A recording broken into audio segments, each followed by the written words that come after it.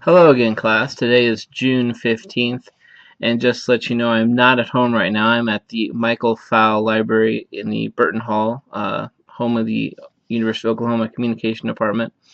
I do not have nearly as many books at my house as I do here.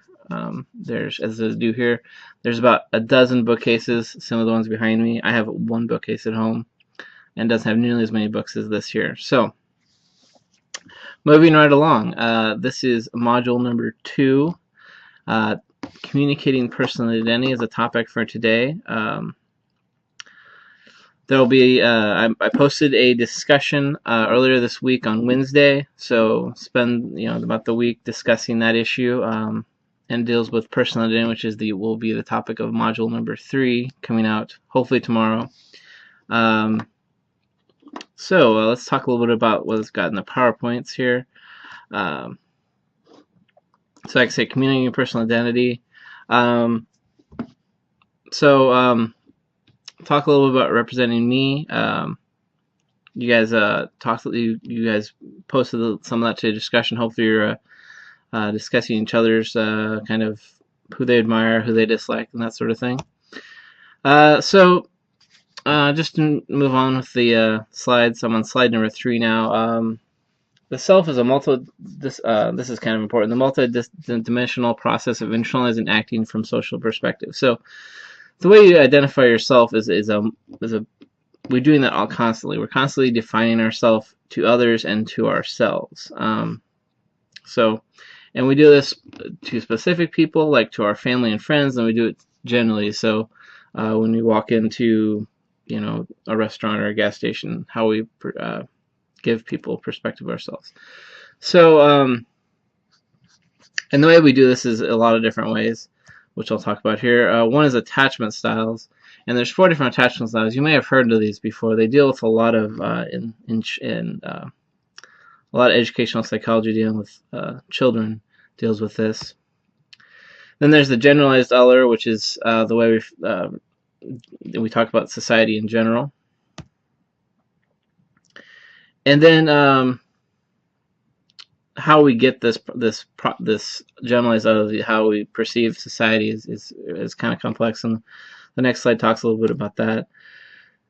And then, like I say, the self is multidimensional, so it's not just one thing. We don't have just one identity. We have multiple identities that we have for ourselves, for the people we keep close to us, and the people we have more distance from us.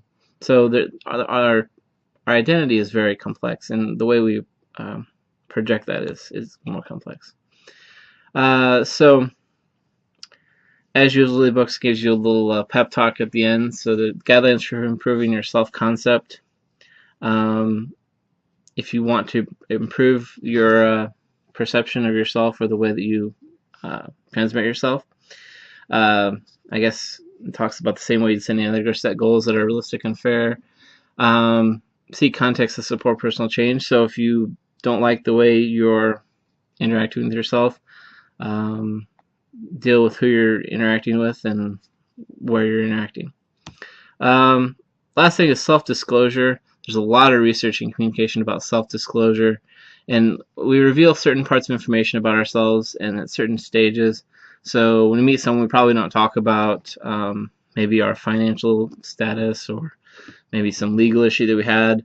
But as you get to know people more and more, you learn more and more about them. And then if you, say, have a partner or a husband or wife or girlfriend or boyfriend, eventually they know almost everything about you, but you still don't share everything.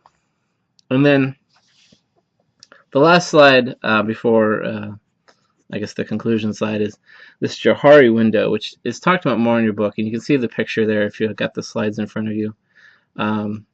But there's the open area. That's the things that everyone knows about you. So, like, for example, for me, I have red hair. Everyone knows that, except people that I guess couldn't see. They would know that. But and then there's there's the blind area, which is things that other people know about you, but you don't know. So, for example, certain behavior patterns that you don't really recognize in yourself, but other people's do. And then there's the hidden area, which is things you know that others don't. So, for example, everyone in your life probably doesn't know some legal problem you may have had in the past. But, people that know you reasonably will probably know where you work and that sort of thing. But strangers don't know where you work. And then there's this unknown area, and I've always been trying to figure out a way to explain this to people, but it's things that you don't know and that others don't know. So it's kind of a mystery area. So I guess if no one knew it, then it's kind of like, if a tree falls in the forest, does anyone hear it? And no one's there to hear it, does it really happen? If no one knows about it and you don't know about it and they don't know about it, then is it really true? But just keep in mind there's an unknown area in the Johari window where you don't know these things and other people don't know these things, and that's called the unknown area. All right, that's the last slide.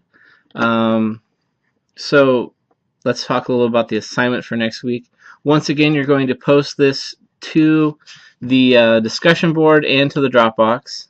The Dropbox is for me to grade and evaluate it. The discussion board is for other people in the class to read it and kind of discuss it.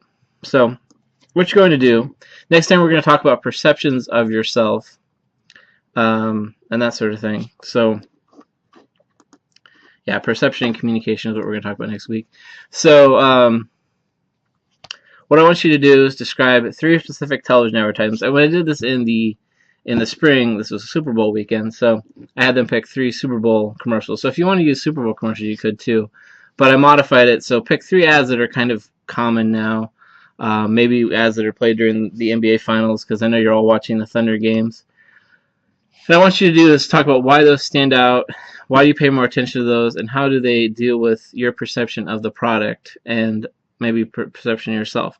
And same deal, I want you to write a 1-page Times New Roman 12-point double-spaced response addressing kind of these questions and explain what ads you looked at. So if you want to talk about one ad specifically a lot, you can, or you can take 3 ads and talk, use a paragraph for each. So that's your assignment. This is due on June 22nd, so that's 1 week from today. Usually I'm going to try to give you at least 1 week. It may work out. If I release something on Friday, I usually won't make it due on Friday at midnight because nobody's going to work on things on Friday evening. So I'm going to make it Thursday. But generally, I'm going to give you a week to do all your assignments. So let me make sure I covered everything I want to talk about. Yep, looks like I did. And as always, remember to watch the Thunder on Saturday night and Thunder up. Have a good weekend.